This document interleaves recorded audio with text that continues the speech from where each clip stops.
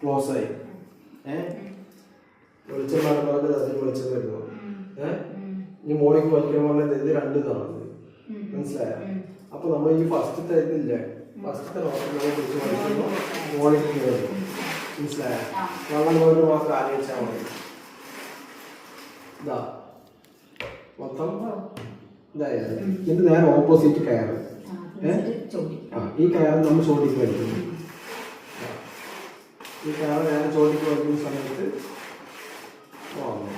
ആദ്യം ഒഴി നിർത്താം. ആദ്യം വെളിച്ചം വരുമ്പോൾ ഞാക്കാം. മൊത്തം ക്ലോസായി.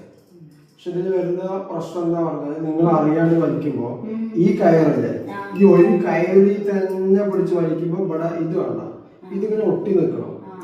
മനസ്സിലായോ? ഇത് ഒട്ടി നിൽക്കണം. ഒട്ടി നിൽക്കുമ്പോഴാണ് ഇത് നമുക്ക് കറക്റ്റ് ഈ വെളിച്ചം ക്ലോസ് ആക്കണം. അതേ മറിച്ചിട്ട് പറഞ്ഞു ഇപ്പൊ ഇങ്ങനെ നിൽക്കണം. അപ്പൊ നമ്മൾ എന്ത് ചെയ്യും, ഈ താഴത്തുള്ള ഭാഗമാണത് പുറത്തെ, അതിൽ തന്നെ വീണ്ടും വലിക്കുമ്പോൾ ഉണ്ടാവും ഗ്യാപ്പ് വന്നു. ഇവിടെ ഗ്യാപ്പായി. അപ്പൊ അങ്ങനെ വലിക്കാൻ പാടില്ല. ഈ ഭാഗമില്ലേ, അതെ, ഒരുമിച്ച് ഒട്ടി നിൽക്കണം. ഇങ്ങനെ നിൽക്കണം. നിൽക്കുമ്പോഴാണ് അത് കറക്റ്റായിട്ടുള്ളത്. മതിയല്ലോ. ഓക്കെ.